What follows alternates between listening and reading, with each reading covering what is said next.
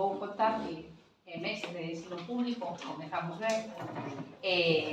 Bueno, para empezar isto, pero logo, se nos fixamos un pouco na trayectoria de Lois Pérez, se nos miramos un pouco nas redes sociais, miramos en calquera página, por exemplo, na Asociación de Escritores Escritoras en Lingua Galega, vemos que é moito o que ten feito, non? Escollimos unha entrada na página de Cultura Activa na que nos parece que se reflicte moi ben esa efervescencia creativa en variados ámbitos que ten Lois Pérez, non?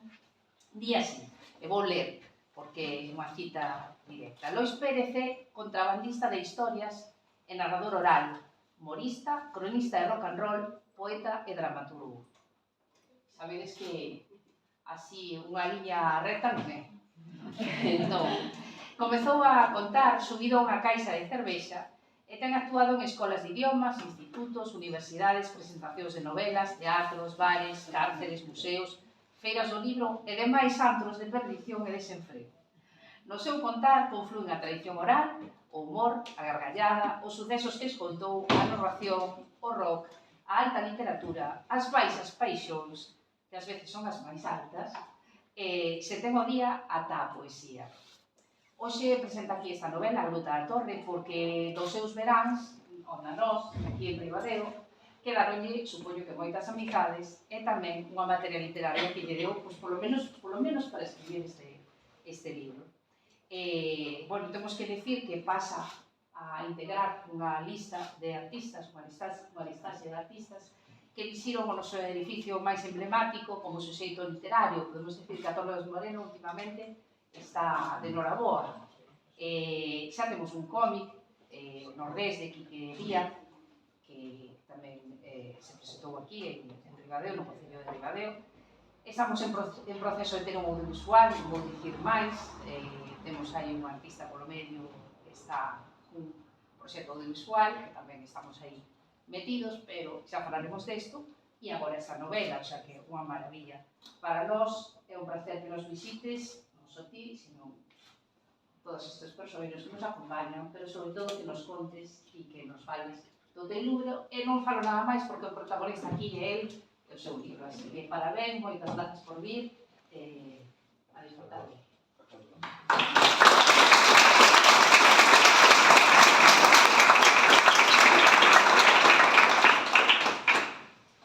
Bueno, boa tarde, moitísimas grazas en nome de Xerais a Concelleira de Cultura de Ribadeo, a Pilar Otero por esas palabras e por acompañarnos hoxe aquí e por facer este convite para falar hoxe aquí deste libro, que é un libro moi especial, A Gruta da Torre, porque gañou o Premio Agustín Fernández Paz, que convoca o Instituto de Estudos Chairegos de Vidalba, con moito esforzo, apoiado polo Concello, pero con moito esforzo, con moito voluntarismo, e por iso é un premio moi especial que ademais leva o nome dun autor que está íntimamente vencellado, que estivo íntimamente vencellado con Xerais e con o desenvolvemento de Xerais como foi Agustín.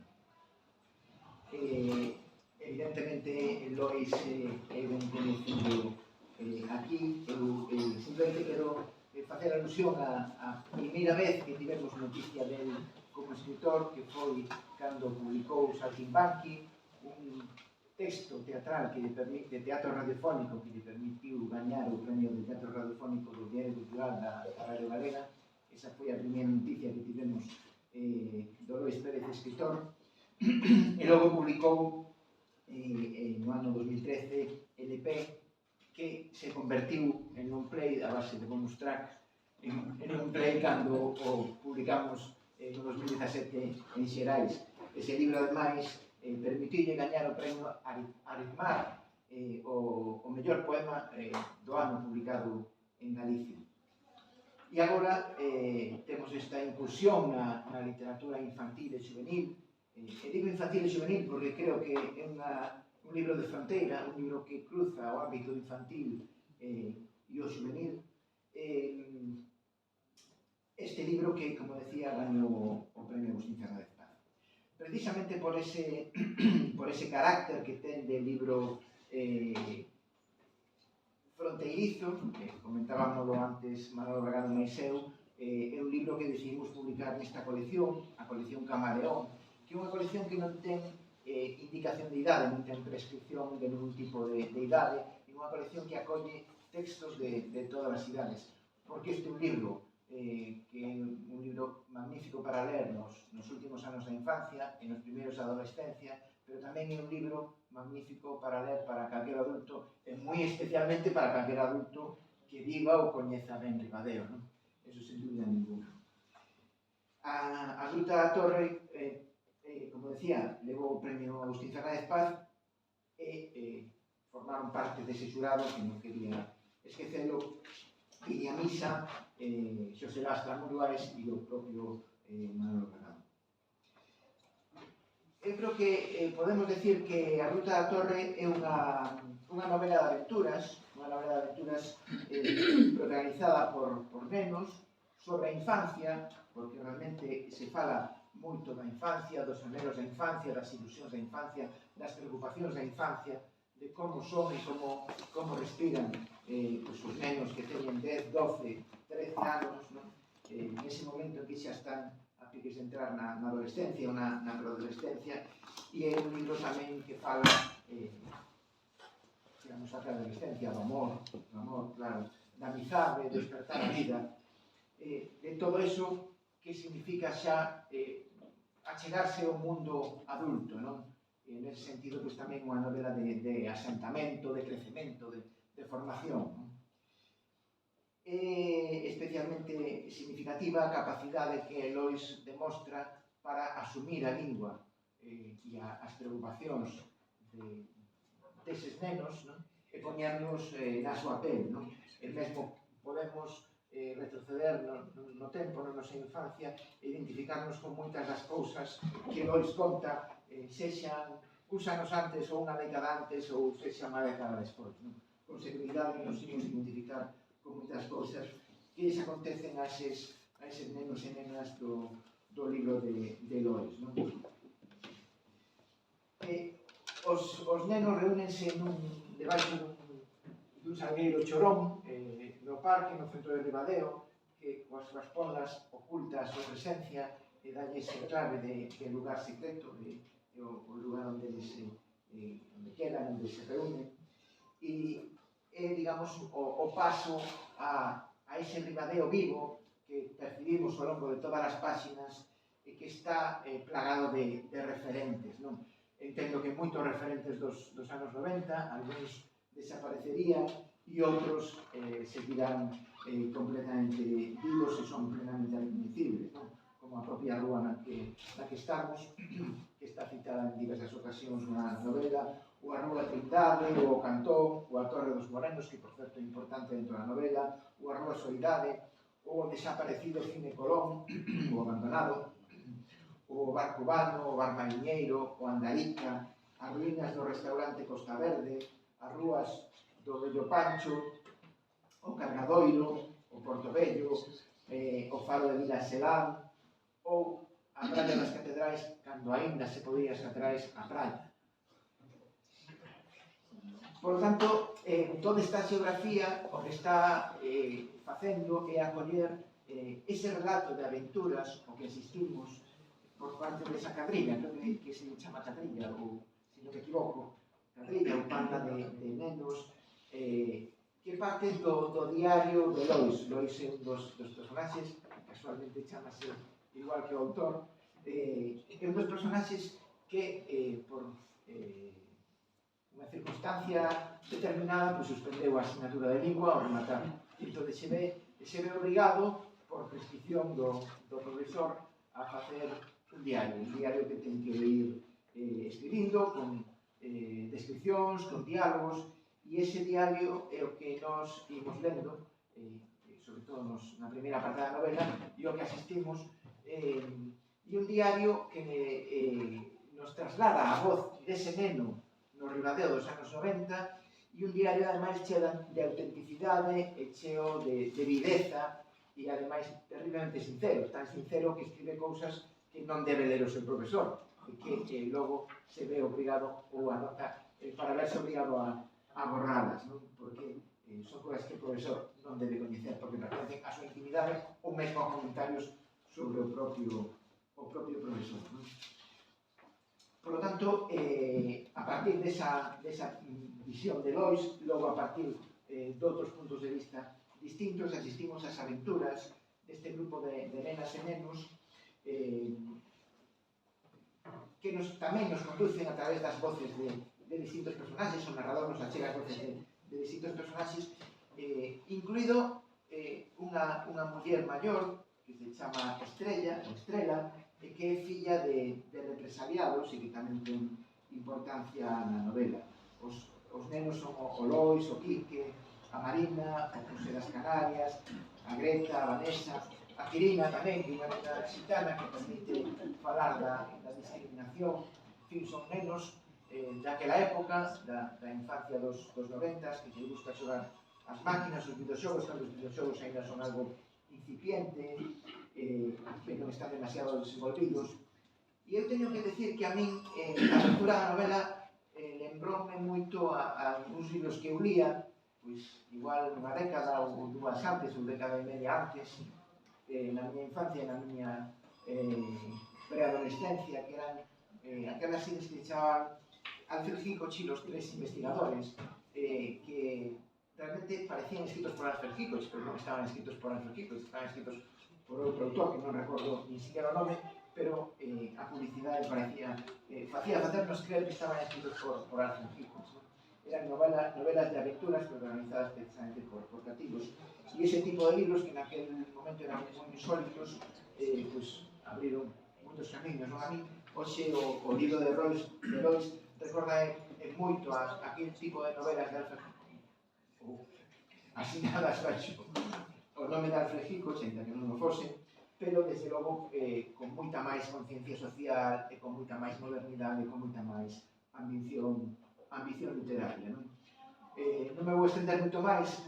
A historia, a aventura, desenvolvese a partir da procura dun pasadizo secreto que a cadrilla dos nenos e nenas queren atopar, e a partir desa búsqueda vense inmersos nunha serie de sucesos que en moi boa medida modifica as súas vidas ou afecta muitísimo o que están vivindo.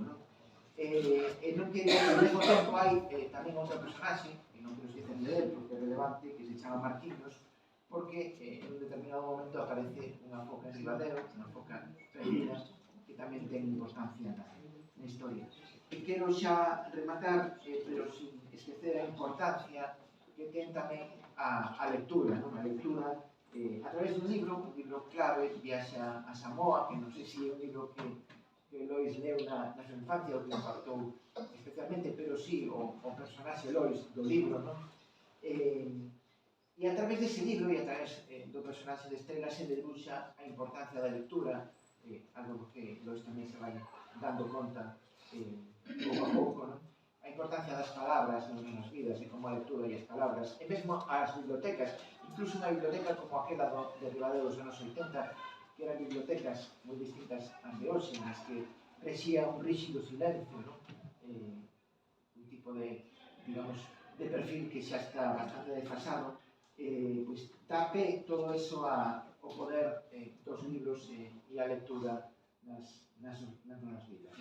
Así que remato xa dicindo que é un libro para descubrir e redescubrir Ribadeo, eso desde logo, para redescubrir a infancia dos 90, para redescubrir a infancia en xeral e o paso a vida adulta, e sobre todo un libro para disfrutar da lectura. Nada máis, reitero os agradecementos ás persoas que nos acompañan, por suposto a conselleira, a Manolo Regado, a conselleira Manolo Regado e o propio autor, a Lois, así como todo o mundo que asiste.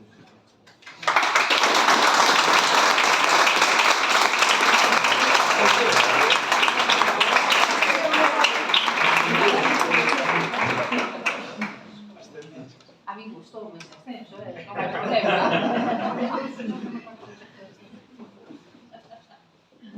Moi boas tardes. Para mí constitúe unha honra poder acompañar hoxe a Fran e a Lois nesta presentación en Ribadeo, en Volta da Torre, e facelo da man do Concello de Ribadeo e de Pilar Carreira, a concelleira de Turismo. A verdade é que é moi importante que os concellos entendan que fomentar a lectura é unha das actividades seguramente principais, ¿no? que pode facer unha institución pública para promover a convivencia, promover o coñecemento e promover o placer que proporciona unha lectura dunha novela como esta. Eu se estou hoxe aquí porque formo parte do xurado do premio Agustín Fernández Paz que promovemos hai xa 6 anos coa intención de preservar a memoria de que entendemos que foi un vilalbés universal, un escritor galego universal, e tamén para contribuir ao fomento da creación literaria nun ámbito específico que quixemos que fose o da narrativa infantil e xuvenil. Ao que engadimos o epígrafe da igualdade porque entendíamos que Agustín, dentro dunha obra narrativa, sobre todo no ámbito infantil e xuvenil moi extensa, defendera unha serie de valores, de convivencia, de igualdade e de non discriminación que lle acaerían a un certame que se celebraría na súa honra cada ano. E a verdade é que tuvemos a fortuna, os promotores do premio, de contar, como antes sinalou xa Fran, co Instituto de Estudos Chairegos, co IESCHA, que se convertiu na entidade organizadora e que proporciona o 50% da dotación do premio, e do Concello de Vilalba, que proporciona outra parte do premio, e de Edicións Xerais, que edita magníficamente as obras desde o seu inicio. E a verdade é que neste premio, que entendemos que xa está na súa madurez, estamos deliberando, forma parte do xurado, neste caso Lois, Fina Casal de Rei e eu mesmo, pues estamos rematando as lecturas deste ano, que dictaminaremos, creo que o mes vindeiro, o 22 de outubro. E botando man do catálogo que fomos conformando nos últimos 5 anos, pois hai algunhas coincidencias que a verdade que son notables. Son notables de que as 5 edicións foron gañadoras, hasta ahora 4 mulleres e Lois, un fenómeno que amosa que por ventura no ámbito canto menos da narrativa infantil e juvenil hai unha maior igualdade entre escritores e escritoras que había hai só 20 anos, por poñer un caso. Pero é sobre todo unha circunstancia de que todas as persoas que gañaron este premio de alguna forma tuveron ou se formaron como lectores e lectoras literarios tamén con libros de Agustín Fernández Paz. Así foi o caso do primeiro premio que obtivo a escritora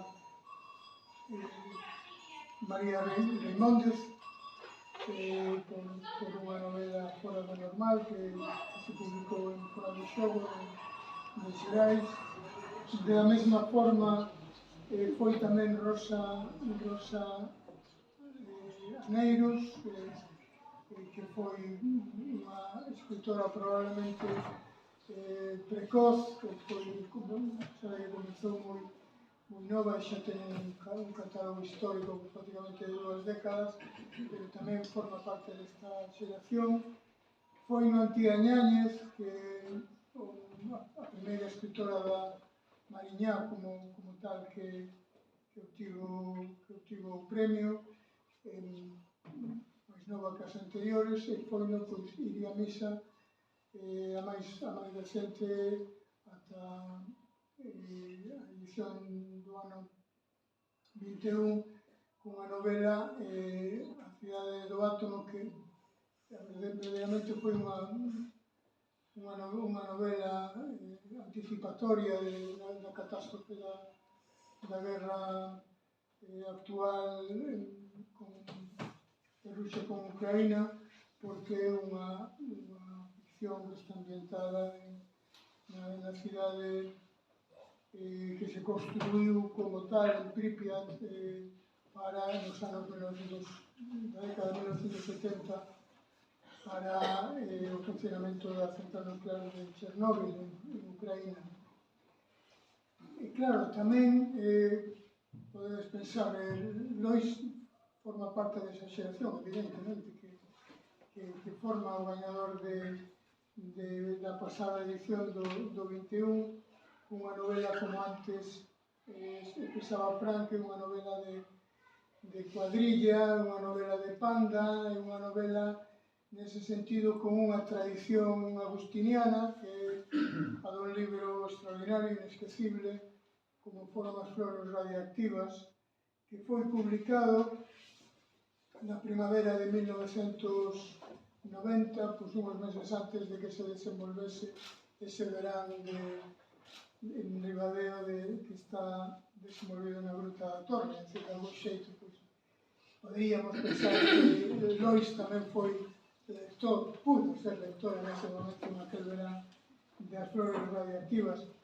Sí que as flores radiactivas ten, pois, recordades que é unha novela que facía referencia de alguna forma como esta, un momento histórico como foron as expedicións que a Costa Atlántica promoveron as agrupacións ecologistas, os membros do medio do Partido Nacionalista como foi a Esquerda Galega, e formaba parte dun contexto moi determinado tamén de comenzar a loita antinuclear, unha loita tanto no ámbito pacifista como ecologista. E a verdade é que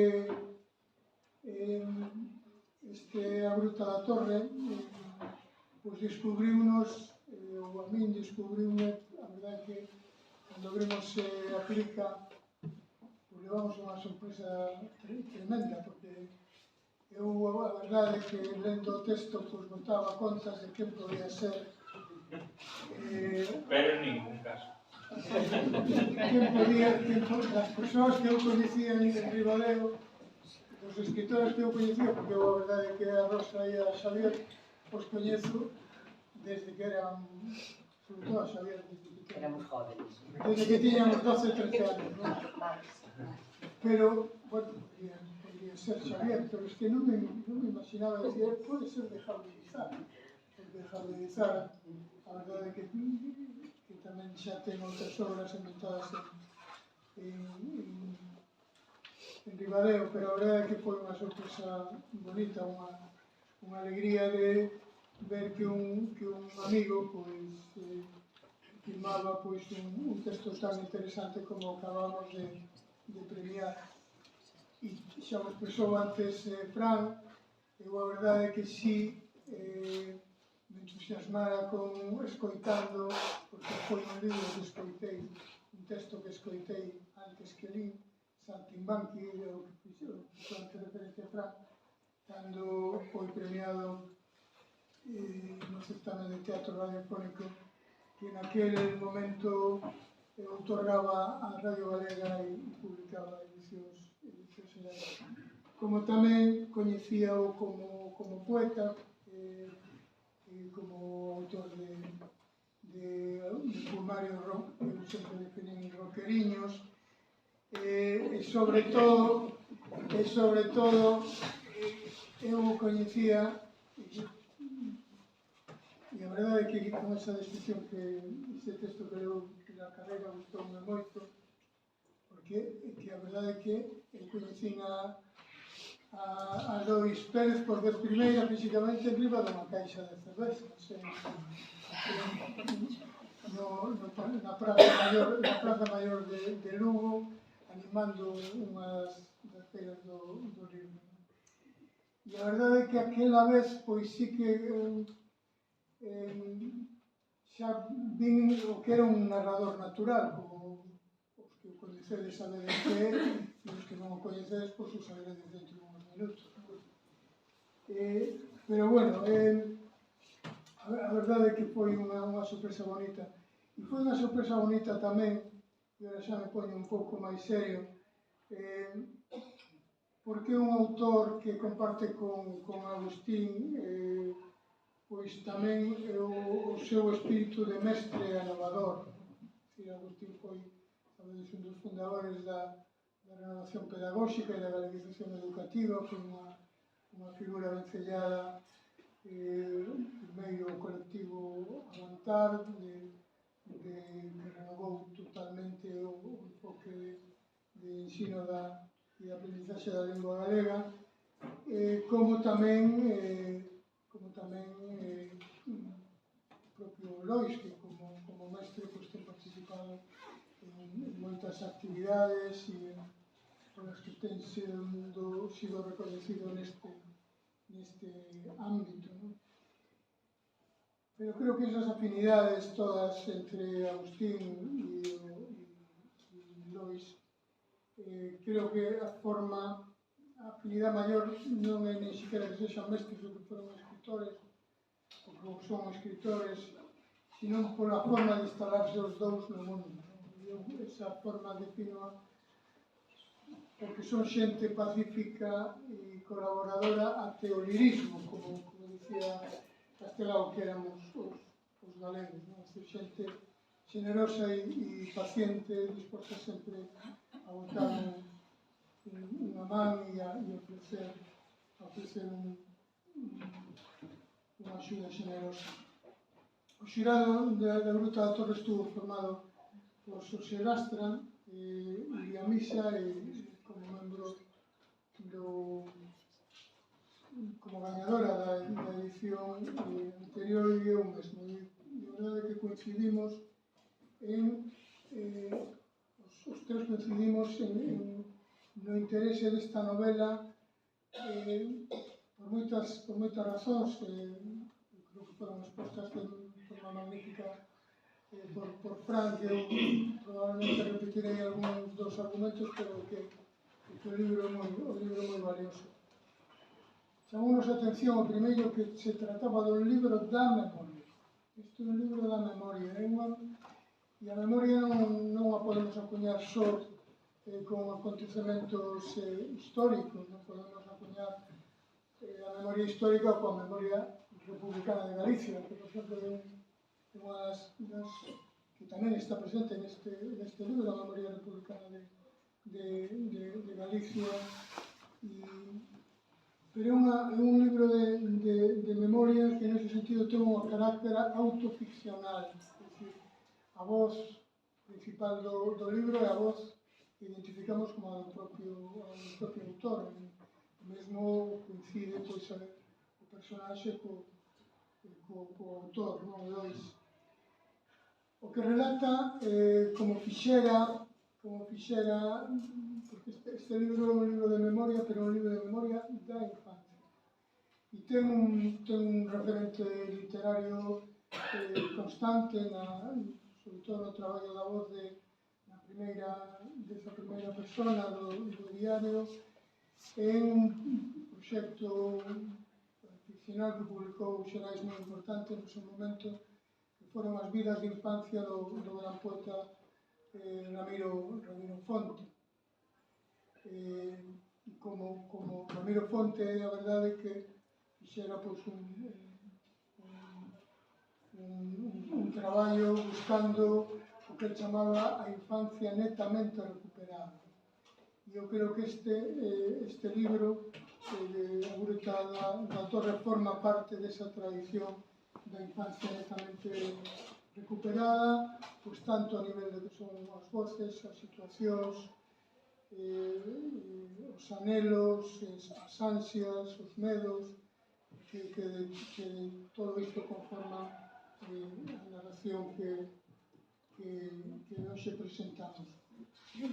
É un libro técnicamente complexo, porque é un libro que é capaz de armonizar unha primeira voz, unha voz en primeira persona, digamos, ese diario que escribe Lois inmediatamente que chega o 29 de xuño, cando chega a Ribadeo, pois xa se pon, porque tiene unha circunstancia que ten, pola que ten, de alguma forma está obligado a facelo, pero esos entradas, digamos, dun diario interrompense por unha circunstancia que a veces as cousas se perden, e produce un disgusto enorme cando perdemos algo tan importante, pero se continúan con outras voces en terceira que establecen outros puntos de vista.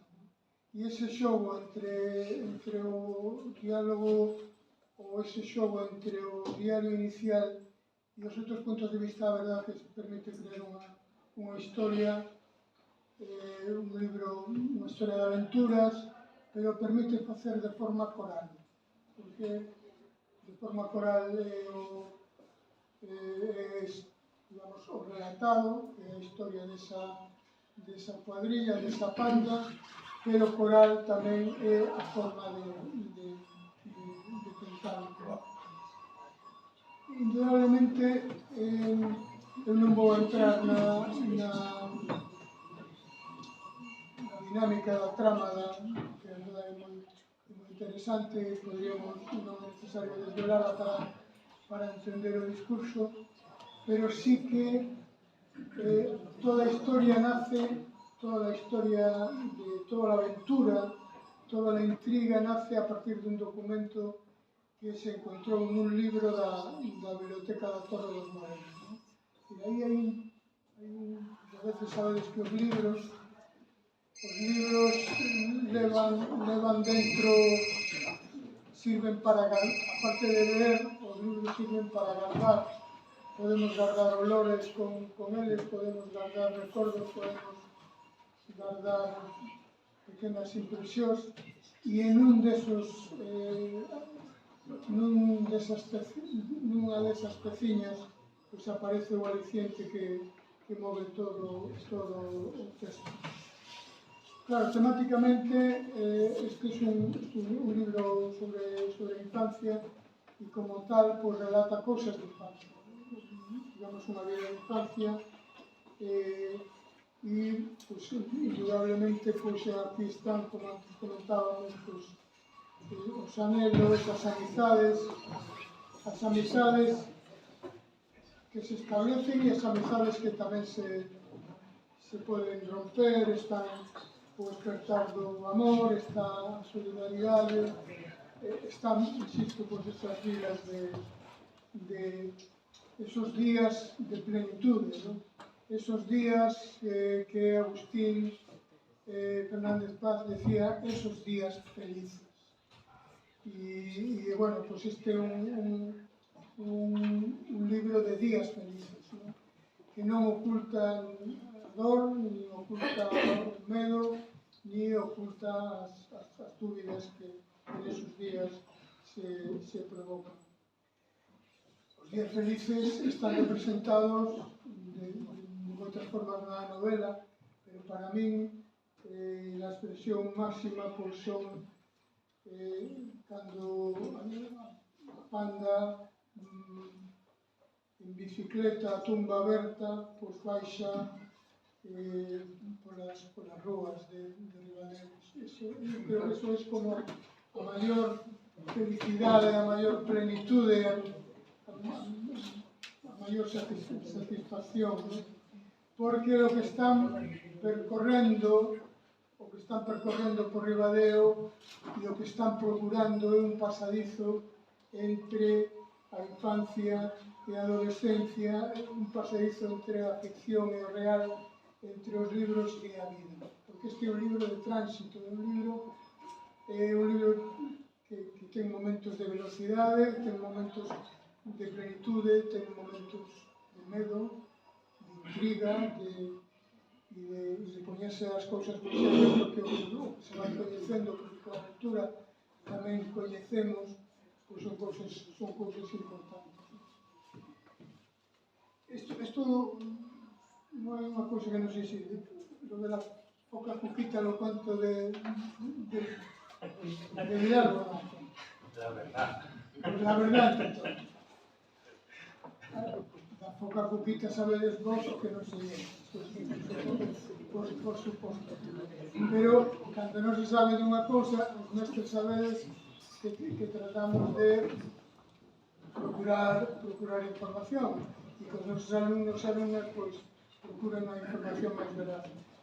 E o episodio daquela poca cuquita que apareceu no Río Ego, en realidade, non foi no ano 1990, sino que foi na primavera de 1988, cando un rapaz que se chamaba Miguel Balsa se amigou con esta poquita da que se decía que ambos os dous se entendían perfectamente, ¿no?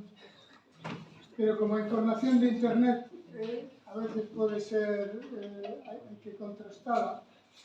A verdade é que cheguei a unha noticia que me alarmou, que publicada na Nova España, onde dicías que la poca cuquita foi obxecto do primeiro conflito diplomático entre a Comunidade de Galicia e a Comunidade de Asturias.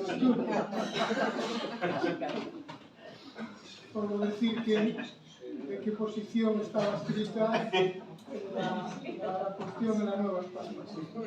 Bueno, nuevamente un acontecimiento de este tipo, que non vamos a desvelar de como se produce na novela, é o que demostra lo que es el pasadizo entre la ficción y lo real y la ficción. Pois fixados, isto xa é Cuquita en 1980. Do lado galego, Na playa do Globo. No conflito diplomático. Para que vexades que hai que ler este libro con moita atención e con moitísimo interés. E xa por último nese pasadizo entre a vida e os libros, e antes os expresou Fran, neste libro ten moita importancia outro libro que titulado Viaxe a Samoa, de Marcel Lesbou, que permite ao autor exaltar o xénero de aventuras. A min é unha referencia que me gustou moitísimo, porque hai outro libro de outro dos nosos mestres, dos mestres lucenses, galegos como Xavier Puente do Campo, que publicou unha ficción, a Illa de todas as illas, e que a publicou na mesma colección que logo aparecerá a Gruta da Torre, que eu vou falar da colección, non é porque este Fran diante para galar a xerais, pero que a verdade é que tuveron un acerto pleno de que este libro se publicase nesta colección de Fronteira, onde se publicou no seu momento o único que queda é o Amor, que é o gran libro de Agustín Fernández Paz, que foi tamén polo que obtivo o seu premio nacional, e o que demostra que estamos en un libro que poden ler indudablemente, e o farán con moito proveito os lectores autónomos avanzados a partir de 10-11 anos, pero tamén con seguridade que lle interesará a persoas adultas e que vos interesará a vos que estades retratados no libro. E eu, como tal, xa Remato facendo unha referencia, porque tamén me parece de xustiza o traballo, a lectura gráfica que fixo Rosalía Díaz. Creo que retratou de forma moi convincente a arquitectura xenuína de Ribadeo, especialmente a Torre dos Morenos, pero tamén tivo o acerto de retratar os interiores, unha novela que se desenvolve pois tamén con esa plenitude da Illa Pancha unhas veces, pero tamén con outros espazos pois, que son pois, máis escuros e probablemente menos visibles. En definitiva, é un gran premio Agustín Fernández Paz, é unha novela da memoria, da aventura, de intriga, unha novela oral, unha novela de vidas de infancia que, na verdade, pois, foi unha maravilla que lle debemos a Lois e que agardo que podamos compartir pois, moitas persoas. Moitas gracias.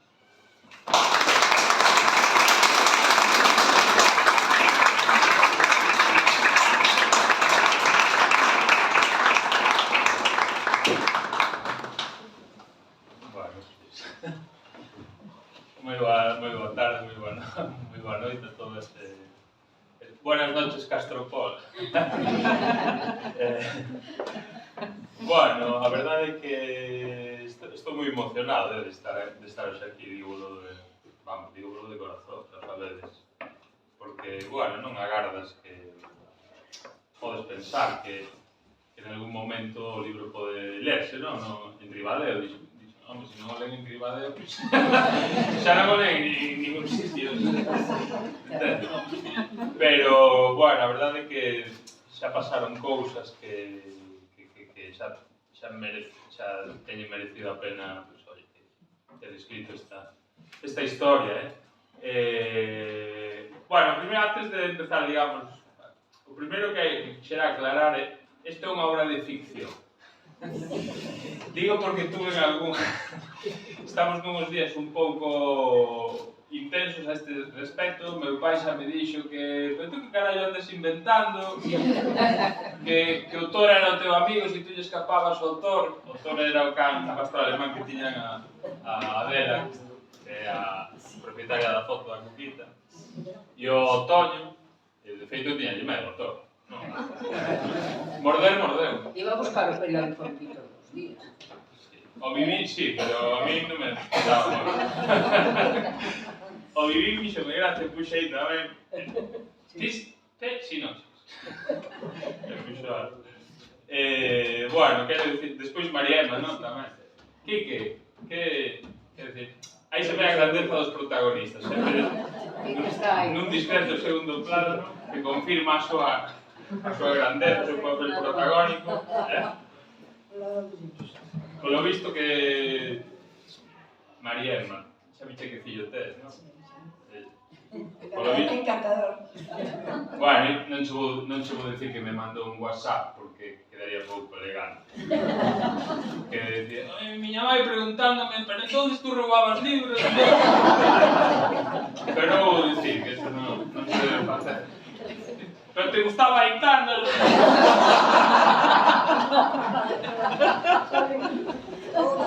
No, e o chaval iba por bons... É farmacéutico. Eso é unha boa línea de traballo, Quique. Está o Juan aí, pero tú que...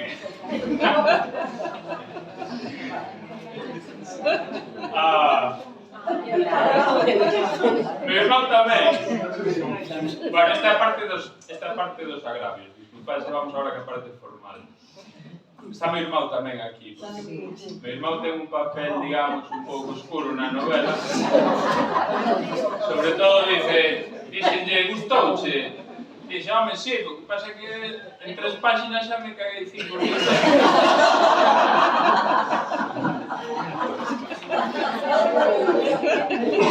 Pero bueno, é o que se chama contribuir ao guión.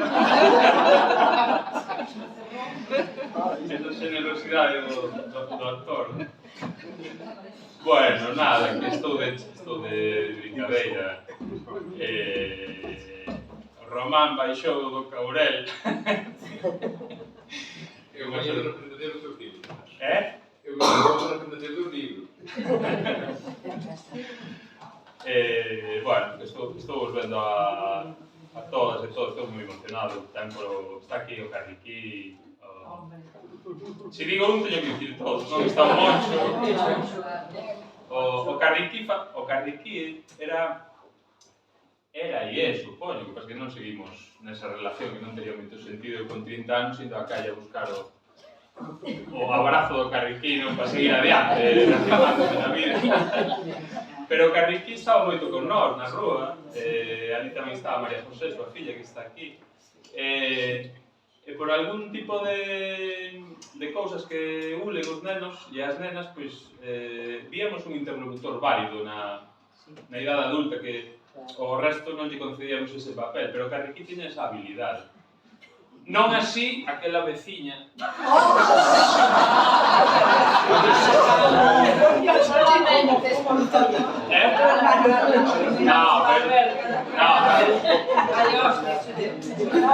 Apañoume mi irmão un fogonazo que me doeu máis a mí que a él. Porque nós escapamos, él na súa vontade, nos 6 anos.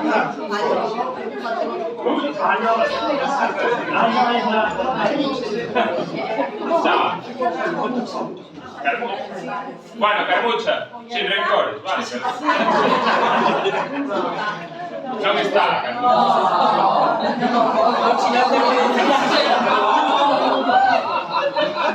bueno, non está na casa do vello Pancho, quero dicir. Sí, por aí, sí. Está por aí. Non agardaba. Sigue igual.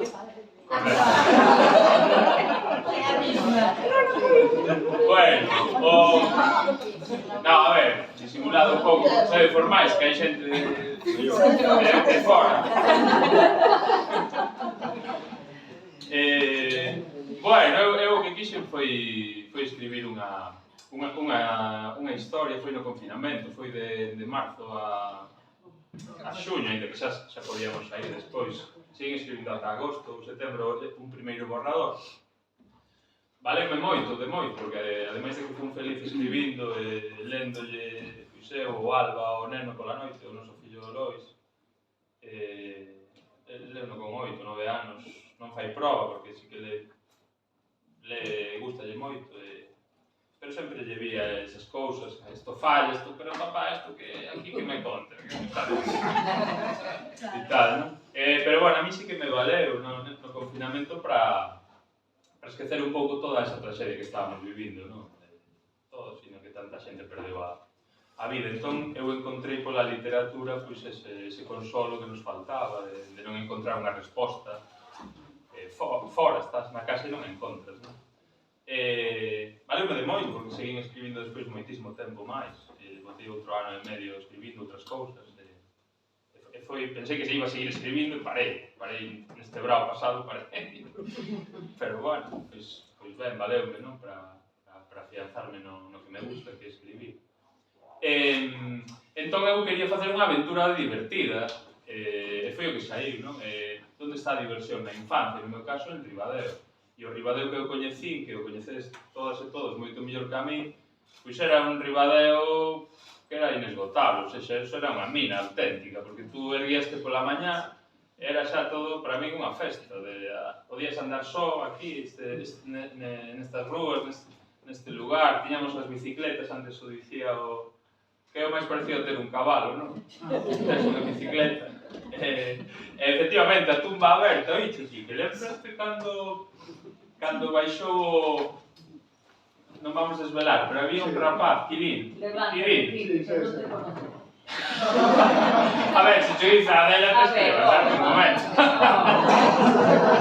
Aí va. Oíche, baixábamos a tumba aberta efectivamente, a tumba aberta, desde pola rúa esta para baixo, polo empedrado, polo pavés, que eran o mismo pavés que víamos. Nós pensábamos que íbamos polo das contrarreloxos de Indurain, ali no tour, que víamos aí no Bar Galicia, non? Entón estábamos baixando, tan a tumba aberta íbamos que na curva ali do Andarica, collimos todos a curva menos o Quilino, que se quería lesionar xa con Castropol.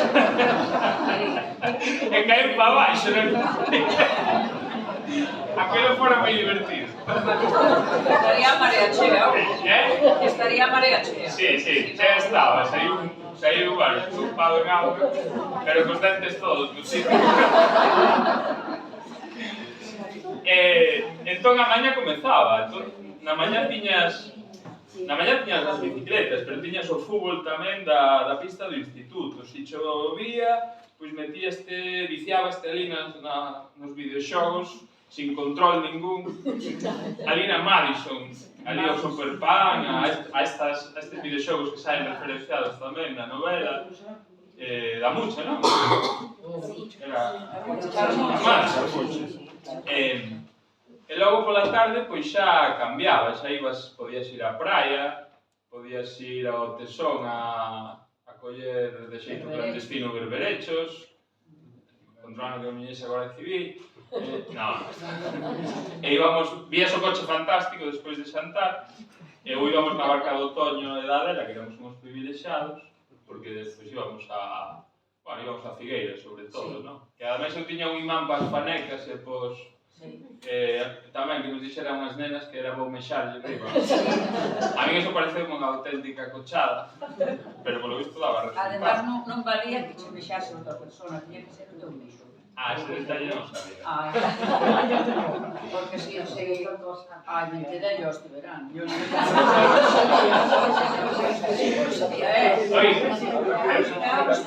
Bueno. Era aquella que picou a unha nena, e dixo, con a nena que se dixo... Bueno, vou seguir en voz baixa para non molestar.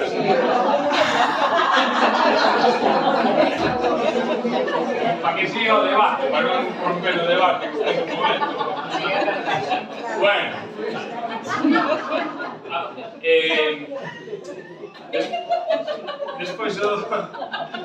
Despois o do...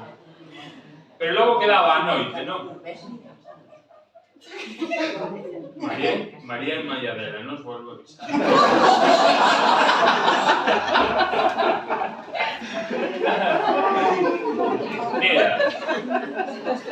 Mira que te vou dicir. Mira, despois pola noite, claro, na noite abríase, realmente sí que era o territorio máis interesante, porque abríase abríanse outras posibilidades que estábamos aínda coñecendo, non? Entón todo iso, pois, vivíamoslo con total liberdade, ou seja, que claro, era difícil explicarles que andábamos hasta 1 da mañá en bicicleta, e entón sempre explorabas os límites e irse ao mellor ao Peirao en bicicleta ás 12:30 da noite e chegar ali para a curva e pola comandancia da Guardia Civil, pola casa do Carlos Otelo, que a diseñou o pai do Vences, por certo, que era amigo dos mellores amigos de meu irmão, o Lalo, como diseñou O San Miguel. O San Miguel para los foráneos del Viernes Santo, que clavan a Cristo.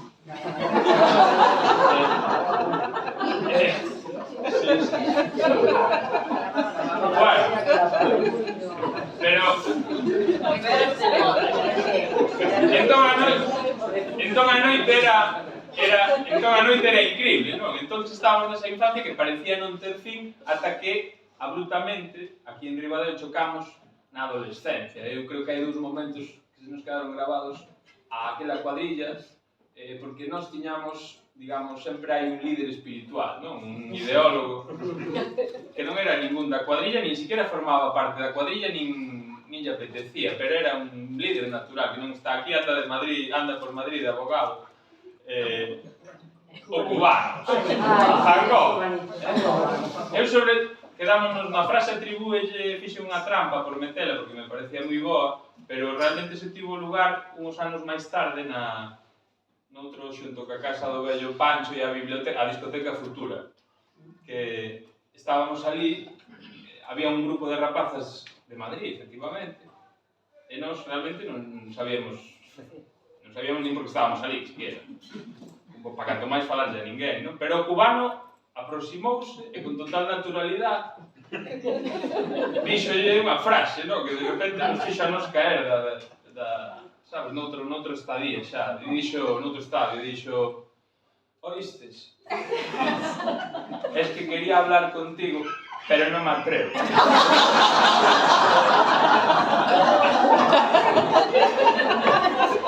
Hostia, mirámonos todos e dixemos: claro que sí!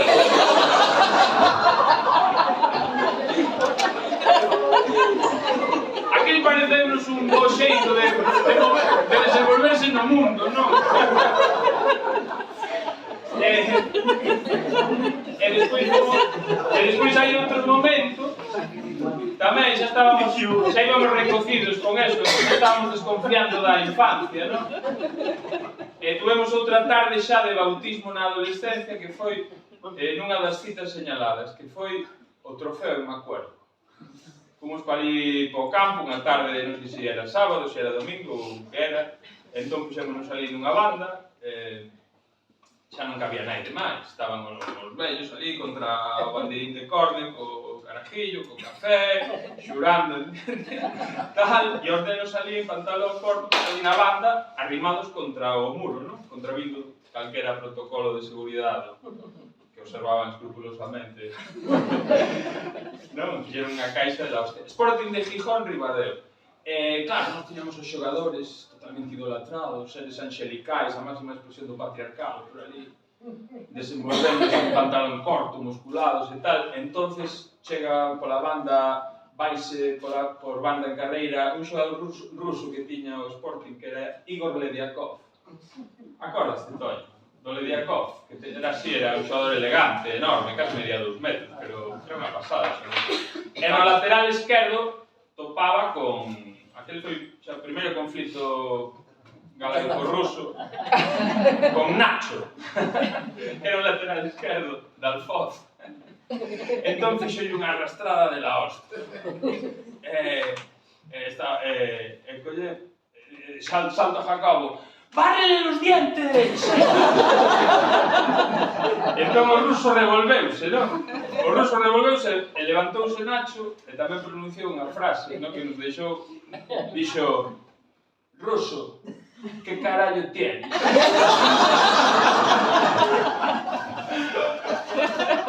Bueno, pensei que agradeceos estas pinceladas intelectuais.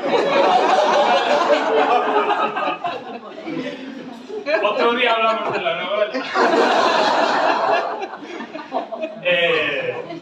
No, pero bueno, por lo menos pasaste. La novela, ni puta idea.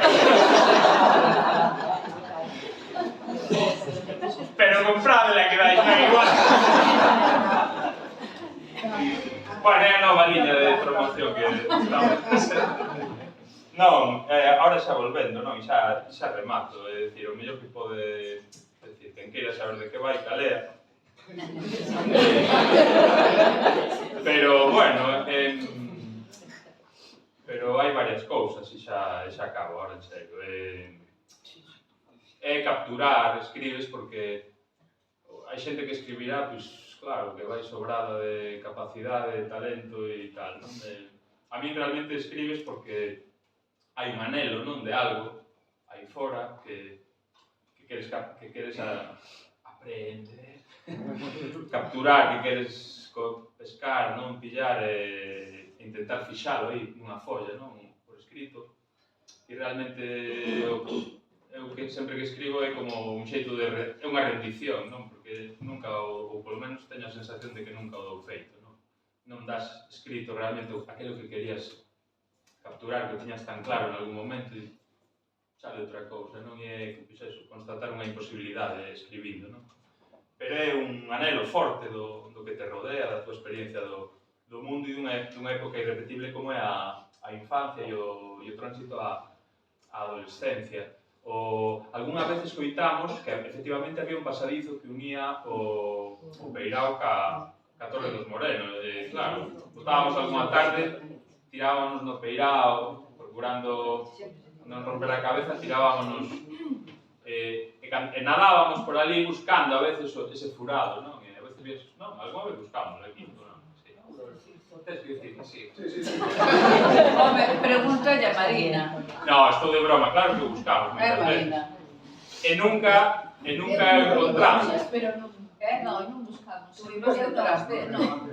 Como se chamaba teu primo, que foi o da foca? Non, Miguel. Non era? Non.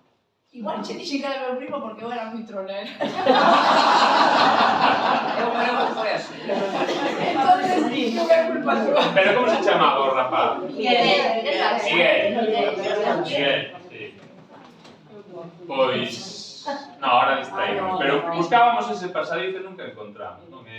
Entón, para corrixir esta anomalía histórica, pois eu intentei corrixila escribindo e contando ya a meu fillo, e o que iba a contar. Cando estiven as primeiras sustitucións que fixen como mestre, foi nun centro de Miño, nun CPI, o Castro Baxoi, que está aí ao lado unhas vistas da hostia, a autovía. Veñen o mar todo por outro lado. E ali meteronme, sin eu ter gran idea da función docente, conceptualmente tal vez levaba 3 ou 4 cousas, pero nada máis. Donde aprendín, como supoño vos pasou a todas e todos os que vos adicades á docencia, foi na propia aula. E ali meteronme con 15 nenas e nenos de primeiro curso, que están nos 6 por 7 anos. Entón, había un neno, Javier, porque te lembras, tamén teño soñado con ele. Teño outro Rubén Pardiñas das Pontes que escapáronse os dous irmãos 9 kilómetros fora das Pontes. Ou seja, son nenos que se che quedan gravados a fuego. Pois este Javier debía ter tiña algún problema, non? Que non estaba, pois eso, claro, non estaba funcionando a cousa como tiña que ir. Entón, tiña unhas reaccións violentísimas, era constante, pero eran os berros, eran os insultos. Era unha situación que non se podía, era insostible nunha clase, non? Eu pensei que estaba nun pesadelo, pensei que iba a tocar o timbre das 2 e ainda eran as 10:30, sabes? E dixen, hostia, pero que pasa aquí? A parte dicen unhas cousas violentísimas, que eran impropias dun neno, dunha nena de 6 anos. Entón, na desesperación, vou vos contar un conto. E contei esta historia do pasadizo, non? Moito máis, obviamente non toda a novela. E contei, dibuixei como puiden, son un pésimo dibuixante. E o neno encontrou algunha... porque se desesperaba, se irritaba, se entristecía, se enfurecíase de súpeto, cheo de carraxe, despois... E cando empecé a contar, el puxo os braciños así na mesa, e pousouse, non? E, bueno, entón, a partir de aí, pois, bueno, pudemos ir avanzando un pouco nas cousas, despois tiña os seus arranques, pero ao día seguinte pedía outra vez, pero pedía a mesma historia, claro, isto que xa lleremos tamén a rodar e a outros, non? Bueno, e iso estaba aí no subconsciente, non?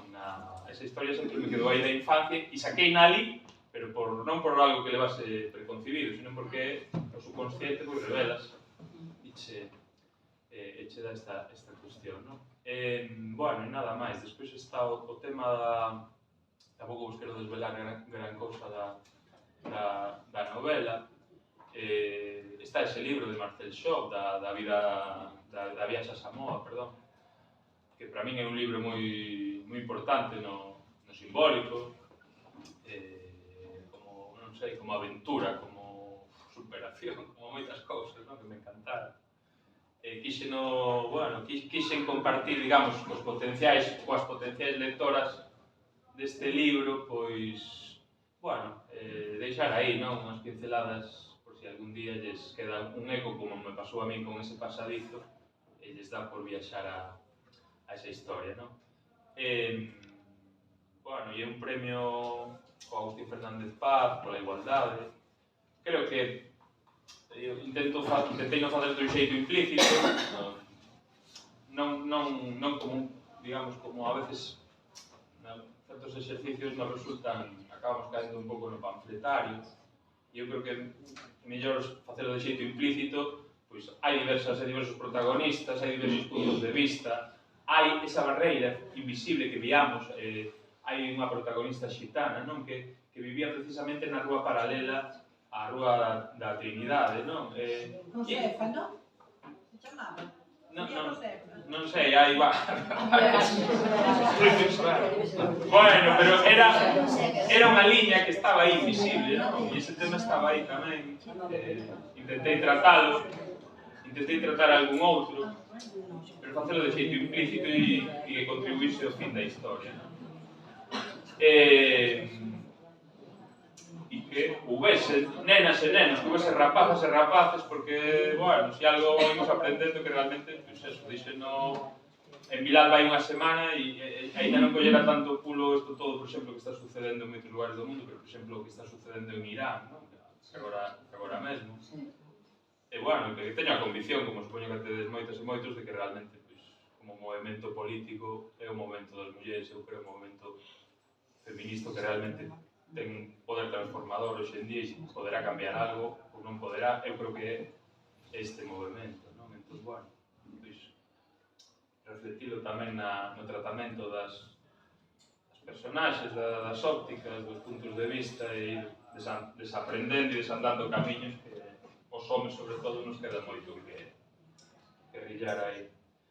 E nada máis, efectivamente, o pasadizo non existía na realidade, pero para iso temos os libros e eu creo que a constatación máis evidente de que o pasadizo existía entre moitas cousas, pero entre a realidade e a fantasía, entre a vida e a literatura, entre o pasado e o presente, pois o exemplo tangible para min está hoxe aquí porque o pasadizo sí que existe. Así que nada, moitísimas gracias a todas e todos, de corazón. Eso, agradecerlle ao Concello de Barreiros, ao Concello de Ribadeo, ahora non foi de broma, a súa concelleira Pilar, a Neves, a súa técnica, por tratarme sempre como me tratan, e a Fran e Manolo, que, bueno, por palabras generosas e por estar, porque sempre é unha alegría e unha honra, e a Mons e o resto de xente que estades, sempre é unha honra acompañarse de xente así, é sempre un privilexiado. E nada máis, que este vai ser un día que vou a levar con todo cariño, encantadísimo, e agardo que vos guste moito o libro, e nada máis, que moitas gracias.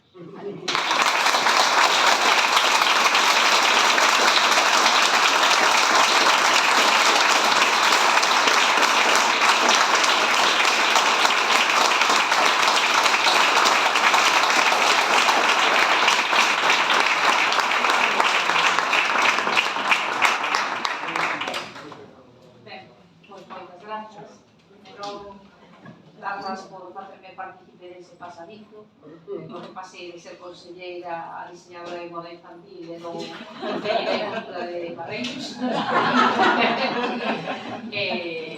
Pasei no pipa. Supoño que todos vos, se tedes algunha pregunta, é o momento. Sí, eso, se tedes algunha pregunta. Sí.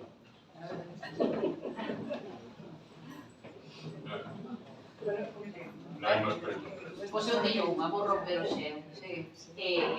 Sei, porque o constatei contigo antes, despois de revisar que isto é un reto. Entendo que é un reto. É un reto porque o público é un público potente, non? A pasar de que, efectivamente, os adultos o podemos ler, pero supoño que, non sei se o sabes, pero alumnado de primeiro da ESO de Ribadeo vai no ler, así que supoño que será un reto nese sentido. E tamén creo que a primeira obra narrativa, digamos, en formato novela, entón tamén será un pouco diferente ao que levas feito, non? Levas feito moitas cousas, pero, bueno, sempre algo novo, supoño que será un pouco reto tamén nese sentido, non? Sí, sí, claro, nada, o importante é que lle guste a rapaces e os rapaces que se acheguen ao libro e se estimula a súa imaginación e os incita a ler, a escribir e a agarrarse aos libros, non? Porque, bueno, creo que hai un exceso tamén de outras cousas pero quero dicir que o libro sigue tendo todo o que ten, todo o que hai de secreto, de inaccesible, a recompensa é moito maior, pero para iso non sempre a rapazada o aprende. Entón, pero ten un atractivo, o que é secreto, o que é inaccesible, o que é difícil de... non imposible, senón, claro, acabamos descabalgando, non? Pero baixándonos da lectura, pero sí o que ten algo de reto, e tamén na propia historia, pois eu creo que pode ser atractivo, e se lles gusta, pois esa é a maior fortuna ou sorte que pode ter alguén que escribe, claro. Así que, nada. Gracias por la pregunta.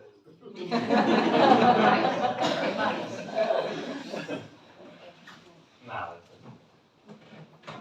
Digo, ben. Agradeces as risadas que me fixeche botar. Bueno. Bueno, pues... Sí. Se aprobaste o galego. Sí, afortunadamente, sí. Ainda que, teño que decir, había unha mestra que nos dicía que chamou a miña mãe un día, unha mestra ali na Piringalla, que foi miña mãe e dixolle, bueno, que tal logo Lois, que tal? E dixo, ay, nada, tu hijo muy bien. Y solo tiene una cosa, te habla todo gallego. Pero non contestei a tua pregunta, sí que aprobamos. Ese profesor era unha forma culta de chamámoslle o narigudo. E o narigudo sempre, ali os días á tarde de clase, tardes interminables ali que adormecías, porque a miña avoa materna, a Manola, que nos alimentaba, era fora cociñeira do Monterrey, un sitio mítico de Lugo. Pero claro, dábanos de comer como se fósemos ir para a guerra. Entón pola tarde adormecíamos. E o narigudo tamén adormecía. Realmente era un milagro esa clase, porque éramos todos como xertos da hostia, pero adormecidos pola inxesta. O narigudo adormecendo tamén, e só decía seguinte, exercicio seguinte.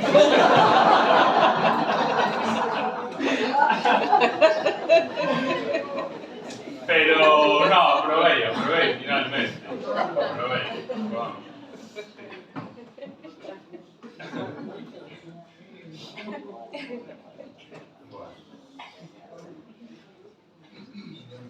Bueno, pues, como dicen ali por la aldea de miña abuela, dice, bueno, queremos ir dormir que esta xente quererá marchar.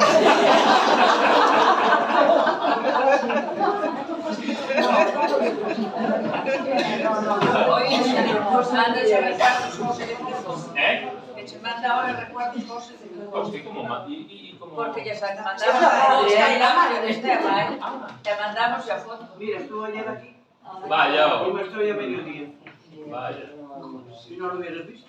Pues Si yo te hubiera visto a ti. Pues ahora que me dicho a ella, Dice que creció. Dice que creciches. pues hay unha oferta grande. De parte. Bueno, ¿sabes el libro? Sí, ya. El guaje. El guaje. Bueno, muy bien. Pues nada. Mil gracias, de verdad. Ahora firmar. Vale.